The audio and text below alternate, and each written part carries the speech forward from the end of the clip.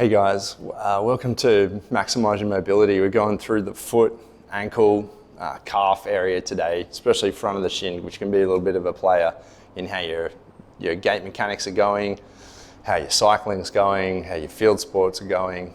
Really, if you're spending a lot of period of time either in shoes, in cycling cleats, in boots, you're running, cycling, all of the above, a lot of force going down in through the foot. And then if we're in a shoe that's constricting the shape of our foot, we want to spend some time either barefoot, either in our training environments, but also spending a little bit of time unsticking, ungluing some of those tight, overtoned muscles that are in the foot, the intrinsic muscles of the foot, the gastroc, the soleus, the tibialis anterior, the peroneals, all these muscles that are players around how the foot operates and can become overworked just by virtue of our habits, sports, environment. We then want to think about, one, do we have a restriction here? And two, if we do, what do we do about it? So one of the key tests I really like to see and test people's ability to get their knee over their toe is with the knee to wall test. Gives us a nice little objective marker, gives you guys something at home that you can do. How we test this one, we put a tape measure up against a wall or a solid object here. What we do is we place our foot down, we want the tape onto our second or first toe, and then from here we want to then track in and see if we can tap our knee onto this wall, and we keep coming back until we get to a position where our heel wants to start coming off the ground. We take a measurement there and then we compare to the alternate side. And so what we're looking for is a gross measurement of at least 10 centimeters per side. That's the normative data. That's what it's telling us we want to hit. But the other big key factor here is a big difference side to side is going to impact a lot of movement. So if we're doing something bilaterally in the lower body, like a squat, if we come down, one of our ankles is really restricted. As we get to that range of motion, if this hits a roadblock, we're going to then stop moving here, start moving excessively here, which can start to torsion up our body, especially if we are going to do that over and over again or with a lot of load on our back. So having good ankle stability and the ability to move well through there is a really key thing. What are you after? Sorry. You're right.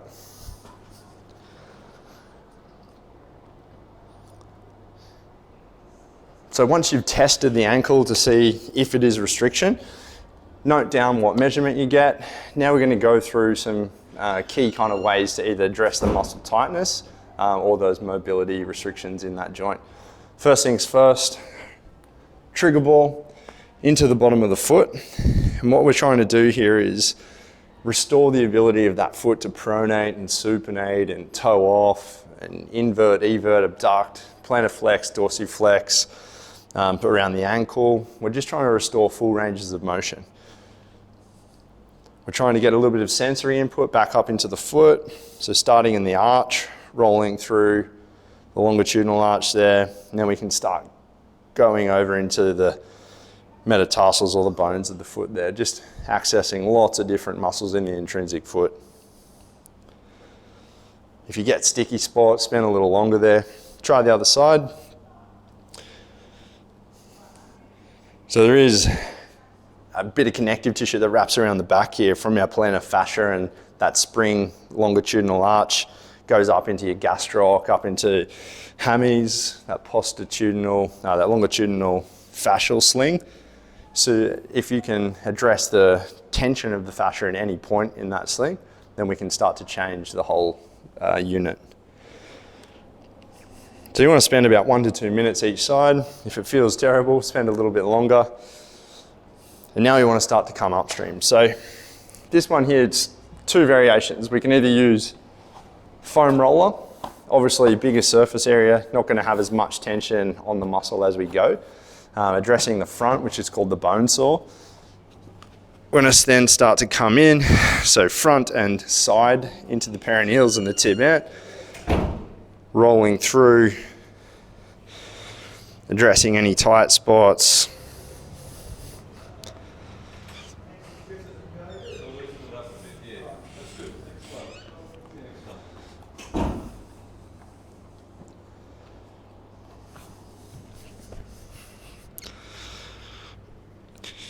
So if we need a little bit more pressure here, what we can do is get down onto the floor, into the front of the shin, and then play around with the ball.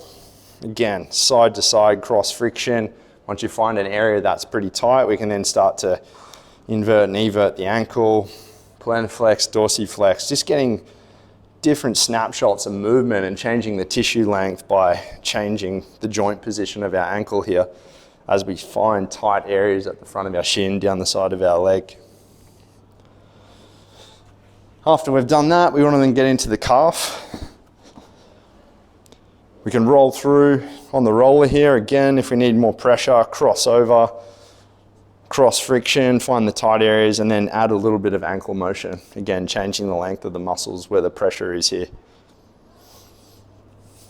If we need more pressure into the calf, whack a ball onto something that's a little raised just so we can really get stuck into the right areas. Side to side. And when you find some nasty spots there, pin it, pump the ankle if you need to, cross the leg over, and just spend a bit of time trying to unglue and unstick the muscles at the back of the gastroc and the soleus. Good one to do while you're sitting in front of TV.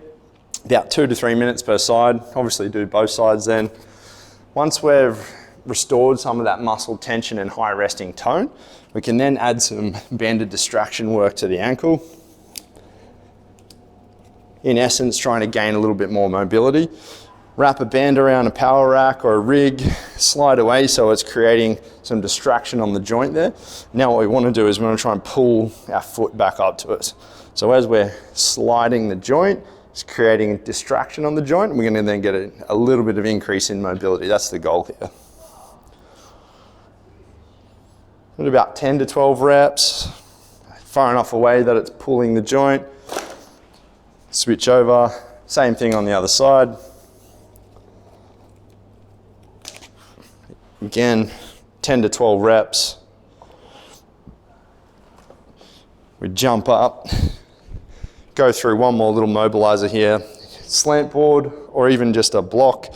We want to place the base of our big toe on the block as we then start to go forward. Then we want all toes on, forward, just hitting different angles, making sure that that arch is moving up and down. Again, going through both sides. Then we'd come back over and we'd retest our ankle range of motion.